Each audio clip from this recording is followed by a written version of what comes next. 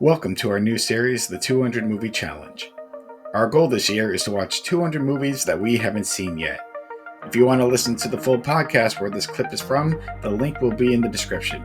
Now enjoy today's movie. Going to your final film. Yeah. The funny thing is, before you talk about this, you texted me, obviously, hey, I just saw this. And then the way I read it, I was like, huh, because I did not know the first words were I saw. So I'm looking up TV Glow, not to spoil what's about to come. So I'm like, wait. And then I saw the whole title, reread your text. I'm like, okay, here's what I need to find. So yes, not to spoil your final movie, but yes, I had to tell that story because I'm like, oh, he saw the TV Glow. I'm like, wait, did he see a TV show called Glow? Is it, so I'm like, it's about women wrestling. Yeah. I love women wrestling, as you know, but no, it was not a movie about women wrestling. So tell me about this movie I've never even heard of. I saw the TV Glow. What the hell is this about, Soto? It's probably one of the newer movies I've seen. So I've heard about it. There was a lot of discourse about this one of the newer movies coming out called I think it's called Amelia Perez, which has a lot of Oscar buzz. And while I was looking, we'll discuss that movie at a different time, seeing as how you love musicals. But I had heard through that discourse, of which there's a lot of discourse at that film. He's nominated for 13.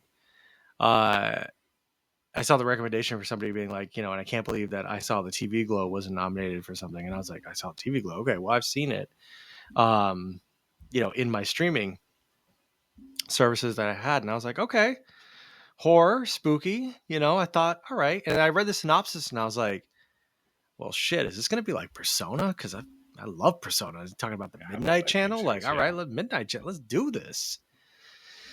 And, I'll say this. There's a lot of a deeper meaning to I Saw the TV Glow that I've read about, afterwards. And it's like, I understand. As a movie, incredibly shot, beautiful cinematography, top notch. I was all about this movie for about 2/3 of the way. Oh, really? Oh, yeah. I mean, I was like, let's go there. Like it's hard for me to describe the plot. Other than saying that, there's this kind of kid, he's a loner, and he makes friends with this other girl, and their thing that they like is that they like this show called The Pink Opaque, and it's kind of like this Buffy show. But they watch the show The Pink Opaque, and it kind of brings them together. But then some aspects of The Pink Opaque start bleeding into real life. And so there's this whole like weird thing. And so again, I was like all about it. I loved the color scheme. I loved everything that was going on. And then it just fell apart for me at the third sort of act. And I was kind of thinking that it was going to be about something else. And then it kind of turned into something else, which I can respect, but it took the enjoyment out of it for me. And then the end just left me feeling super flat. It's hard to talk about movies because sometimes you watch a movie and you're like, okay, love where this is going. And then if it doesn't go there and it's not about that, it's kind of like, is it your fault or the movie's fault? Because you kind of put your own expectations to it. I kind of fell towards I was all in on this idea, and then you kind of made it go in this other direction that I wasn't feeling, and then it just ended.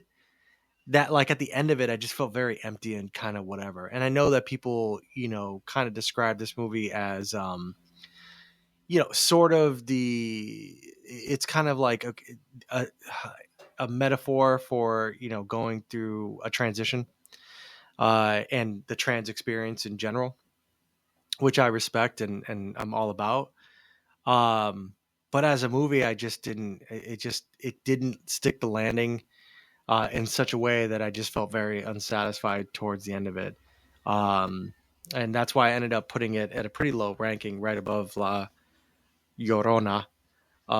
Because again, I was just kind of disappointed with how it was going. It's one of the best shot movies I've seen in a long time. Yeah, cinematography wise, and everything else that was going on, and the music, and just the vibe. And I just thought, I thought it was going to go in a different direction and it didn't. And the direction I went did not like surprise me, or it did not engage me. And, it was pretty disappointing, towards the end. I think that a lot of times with movies for me, the last feeling that you're left with is kind of like the last feeling you have about the overall movie.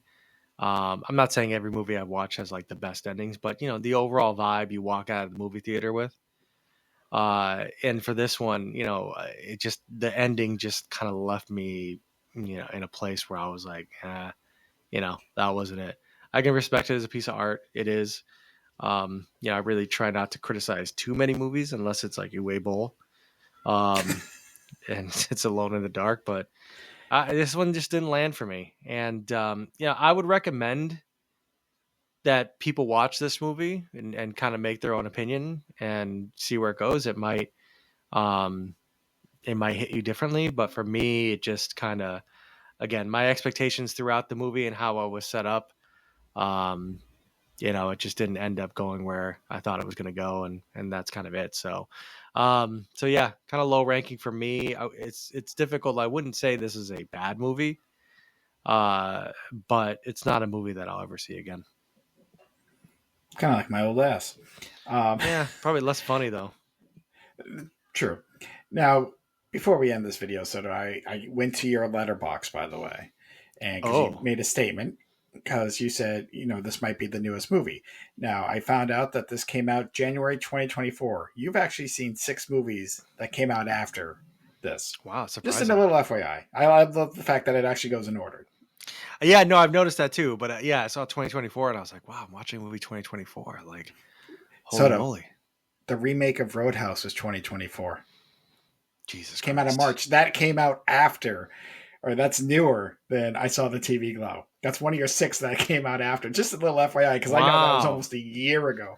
But yeah, What's my newest um, one? Probably what? Salem's Lot, probably? Is that? exactly. Yeah, Sam's Lot yeah. is your newest one. Deadpool and Wolverine, The Fall Guy, just to give you your top 3. And then Monkey Man and Dune Oh, round God. out the 6 Monkey before Man. I That Saw the wasn't that TV great. Glow. Yeah, but Salem's Lot you knew it. But anyhow, Anyhow. I digress. But Soto, that's gonna do it. I always like to end what we learned, and I am gonna say this after thinking about what I said in the beginning. My list, I it's hard for me to you kind of mentioned it. How do you rank these movies? Do you rank them how good quality, you know, enjoyment? And I think that last word right there is how I'm gonna rank mine. Just the Mm-hmm. enjoyment factor. Yes, I can respect that movies are great, but Mm-hmm. if I'm not enjoying it, I'm like, why? Yeah. It's like I can't rate it high. It might that helps. Great production, great acting will make it a more enjoyable experience. Yeah. Because but that's again part of the reason why I put Scream 6 above Terrifier 2. I did. I just enjoyed it more than Terrifier 2. I mean, that's I, valid. That's valid. yeah, I mean, I Terrifier 2 is not for everybody. And I wouldn't say it's enjoyable. no, but it'll stick with me. I will remember a majority of those kills for the rest of my goddamn Oh, life. it's like burning in my And that's retina. why it's high. It's mid in my list, but it's going to be up there. And Mm-hmm. we talked about it. We will see Terrifier 3 when it becomes free. So Oh, God, no. we I it's got to be know, I done. know, So I know, I it's know. But got to be done. I'm not looking forward to it. I will do it. It's a Christmas movie. That should be interesting. Maybe it'll be free for December. That'll be like Oh, one of our God, final no way. films. If possible, maybe that'll be our 200th film. I know we're going to probably surpass it and do more, but if that was our 200th film, that's going to be fucking hilarious. Fucking hell. But let's not get ahead of ourselves. Yeah. So we've now done 19 movies total Wow. so far out of 200. So we're definitely well on our way. And do you have any ideas what you might be watching this coming week? Any spoilers? I have no idea. All I'll say is that I'm looking for something that has 3 act structure and that will have a beginning, middle, and end, and that I can be like, okay, cool. I can easily digest this. I don't know. I really don't know. I really, really don't know. I'm gonna wake up on the weekend and I'm gonna say, okay, like what's it gonna be? And I know it has to be something that I haven't seen, and I'm gonna go probably a little bit safer, but you never know. I might get crazy with it. But after Eraserhead and I saw the TV Glow, which I saw the TV Glow had a lot of David Lynch kind of vibe to it. I'd like to go to something that's a little bit more traditional 3 act structure. So more to come. Yeah, I have no idea myself. I think I'm just going to get on the streaming services and Yeah. just whatever catches. But Yeah, that's that's how where I I'm do at a right now. majority of Yeah, this. you're entering Um, February. Yeah. we are. But anyhow, that will do it for episode 4. For those who stayed this long, let us know what you thought about any of these movies. And if there's a movie you think we haven't seen that we should check out, that's legitimately a movie. Not one of these Tubi Sharks of the Corn kind of movies. Let us know. We might watch it. There is still one on my plate that someone suggested on Twitter that I'm going to probably put on my list soon once I get a chance. So, but until next time, just go enjoy some movies, people.